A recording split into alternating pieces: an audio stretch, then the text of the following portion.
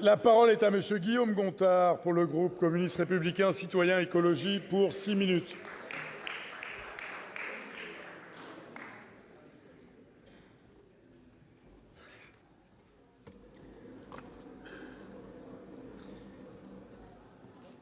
Merci Monsieur le Président, Monsieur le Ministre, Madame la Présidente du groupe de travail. La proposition de résolution que nous examinons est une initiative bienvenue tant le pastoralisme doit faire face à des difficultés grandissantes. Ce mode d'élevage respectueux des animaux prévient des risques naturels, protège les écosystèmes et accompagne les autres activités humaines. Il est tout simplement indispensable à la vie de nos montagnes. Nous devons tout faire pour le préserver. Malheureusement, sa situation se dégrade de manière structurelle, et cela pour plusieurs raisons. La rudesse du métier, une crise des vocations, les difficultés économiques du monde agricole et, comme ça a été rappelé, la concurrence déloyale à travers les traités de libre-échange. La raréfaction du foncier, une forte dépendance aux fragiles subventions européennes, le réchauffement climatique et la sécheresse. Le retour des grands prédateurs, particulièrement le loup, est venu noircir ce tableau déjà alarmant. La détresse et le sentiment d'impuissance des éleveurs grandissent et il nous faut y répondre impérativement. Mais comme tente de le faire cette proposition de résolution, comme tente de le faire également le plan national d'action pour le loup et les activités d'élevage, c'est de manière globale qu'il faut appréhender le problème. Aussi, nous partageons les constats, les considérants et la plupart des invitations au gouvernement que formule cette PPR en particulier. La nécessité de sanctuariser les zones de pâturage de type garrigue ou maquis dans le périmètre des aides PAC. La nécessité d'améliorer la connaissance scientifique de l'éthologie du loup pour proposer des modes de protection des troupeaux mieux adaptés. Monsieur le ministre, le plan loup porte les germes d'une véritable politique pastorale que nous appelons de nos voeux.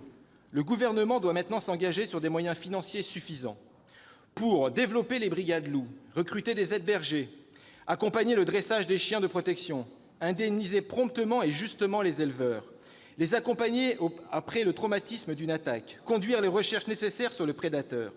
À ce jour, les moyens annoncés nous semblent insuffisants. Je m'inscris d'ailleurs en faux contre le discours trop souvent entendu, notamment sur les bancs de la majorité sénatoriale, même si absent de ce texte, selon lequel le loup coûterait trop cher. C'est trop vite oublier qu'entre la moitié et les 3/4 des 26 millions du plan national d'action sur le loup et les activités d'élevage est directement attribué aux activités d'élevage justement, comme l'embauche notamment d'aides-bergers. On ne peut pas dans le même temps dénoncer des moyens insuffisants et refuser à l'État de trop dépenser.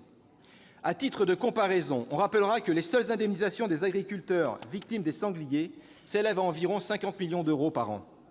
L'heure est pourtant grave et appelle une mobilisation générale pour la préservation du pastoralisme et de la biodiversité. Pour cette raison, nous voterons en faveur de cette proposition de résolution que nous avons pu amender quelque peu. Nous voterons favorablement avec une réserve importante. Si une réflexion à l'échelle européenne est indispensable, l'invitation à réviser le niveau de protection des grands prédateurs au niveau européen et international n'est pas acceptable et ne peut représenter une solution viable. Entendons-nous bien. Nous comprenons tout à fait la nécessité d'abattre un animal pour protéger un troupeau et prenons la pleine mesure de la nécessaire régulation à mettre en place. Ce n'est pas faire justice au pastoralisme que de considérer, comme le font certains, que son salut passera par l'extermination des prédateurs. C'est un miroir aux alouettes, un message facile que l'on propose aux éleveurs. Un tel combat international mobiliserait une énergie et un temps considérables sans aucune garantie de réussite. C'est autant de temps et d'énergie qu'on ne consacrera pas à travailler à l'inévitable et nécessaire cohabitation entre prédateurs et troupeaux. Même dans le cas improbable où la chose serait autorisée, exterminer les prédateurs sur notre sol ne serait pas une mince affaire. Durant des siècles, nous avons tenté de chasser le loup. Nous avons pour ce faire mobilisé des milliers d'hommes, même l'armée sous l'Empire. Et nous avons brûlé des milliers d'hectares de forêt. Aujourd'hui encore, il est très difficile d'abattre un loup et encore plus d'exterminer une meute. Le directeur de l'ONCFS me confiait récemment qu'aux 37 prédateurs prélevés en 2017 correspondaient 1240 autorisations de tir délivrées par le préfet. De la même manière, nous le savons, il n'est pas beaucoup plus simple de contenir la surpopulation de sangliers, pourtant animal non protégé qui ravage nos cultures. Comme nos voisins européens, accompagnons la cohabitation.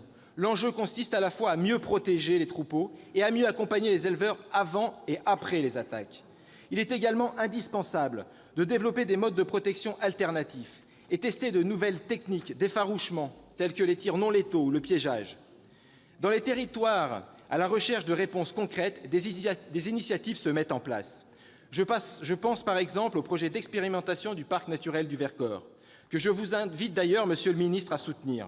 Après plusieurs mois de concertation avec tous les acteurs concernés, éleveurs, associations environnementales, élus, services de l'État, le parc a adopté à l'unanimité, le 19 septembre dernier, un plan d'action visant à mieux protéger les troupeaux, soutenir l'activité pastorale et touristique et permettre une cohabitation la plus raisonnable possible avec le loup. C'est le projet le plus équilibré, le plus efficace et le plus honnête à proposer à nos éleveurs.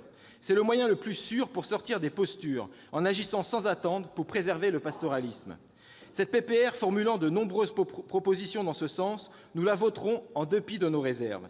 Il est important de sortir de l'affrontement stérile sur le loup ou l'ours et de parler d'une seule voix pour défendre le pastoralisme et la biodiversité.